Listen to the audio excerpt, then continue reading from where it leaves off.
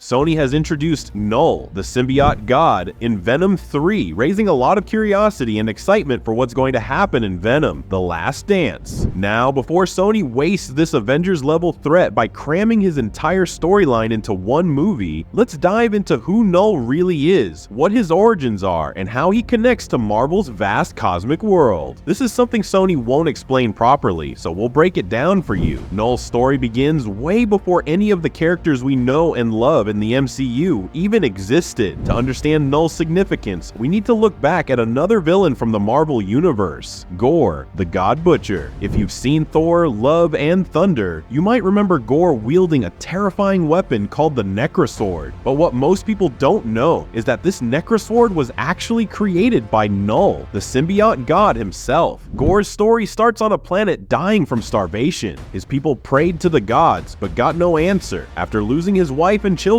Gore was ready to end his own life. Just then, two gods, one in golden armor and the other in black, crashed onto his planet, fighting each other. In his desperation, Gore approached the black-armored god, picked up his sword, and was transformed into a god-killing force, eventually becoming known as the God Butcher. And if that sword is so dangerous, just imagine how powerful the being who created it must be. That being is Knull, and his story stretches back billions of years before the creation of the current Marvel Universe. Now, in the Marvel comics, there's a concept of creation and destruction cycles. Every time the universe is destroyed, another one is created, and this cycle has happened 6 times already. We are currently in the 7th iteration of the Marvel Universe. Knull existed in the darkness before the universe was created, living in perfect peace and isolation. He was content with his void, until the light of creation disrupted his darkness. With the light came the Celestials, godlike beings responsible for the creation of life across the universe. Knull despised this invasion of light and decided to fight back. He beheaded one of the largest Celestials, showing just how powerful he truly was. To counter the Celestials, Knull created the all-black Necrosword inside the head of the Celestial, a weapon so strong that it could challenge even the gods. But even with this powerful weapon, Knull couldn't defeat all the Celestials. They managed to overpower him, casting him out and banishing him into exile. But Knull wasn't done. Knull began forging an army of symbiotes, creatures born from his darkness that could connect to him through a hive mind.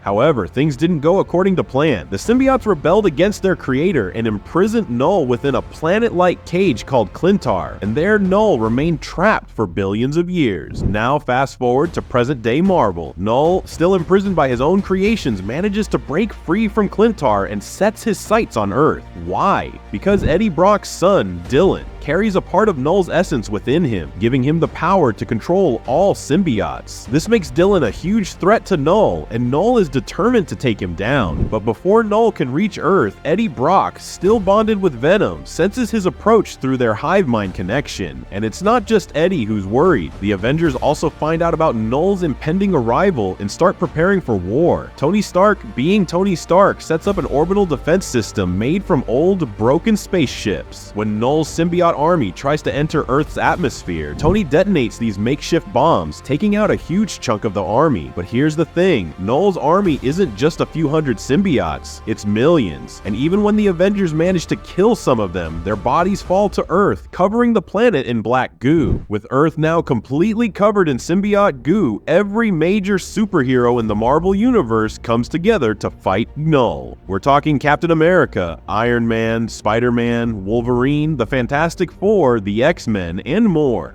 Eddie Brock, determined to stop Knull, tries to connect with the symbiote hive mind through a throne previously used by Carnage. But when he does, he realizes just how hopeless the situation is. Knull has been controlling giant Celestials, and these godlike beings are now falling from the sky, one after another, onto Earth. Captain America comes up with a desperate plan to call in Sentry, one of the most powerful beings in the Marvel Universe. When Sentry arrives, he tears apart one of Knull's Celestials and even grabs Knull himself, trying to drag him off Earth. But Knull, being the powerhouse that he is, taunts Sentry by reminding him of the time he ripped Carnage apart. Then, in a shocking move, Knull rips Sentry in half, defeating one of the most powerful Marvel heroes with ease. As Knull spreads more symbiote goo across Earth, Plunging the world further into darkness, Eddie Brock makes a final plea: take me and leave this world. But Knull isn't interested in deals. He rips Venom from Eddie's body and throws him off a building, leaving Eddie to die, barely clinging to life on a ventilator. To make matters worse, Knull infects almost every remaining superhero with his symbiotes, turning Earth's mightiest heroes into his puppets.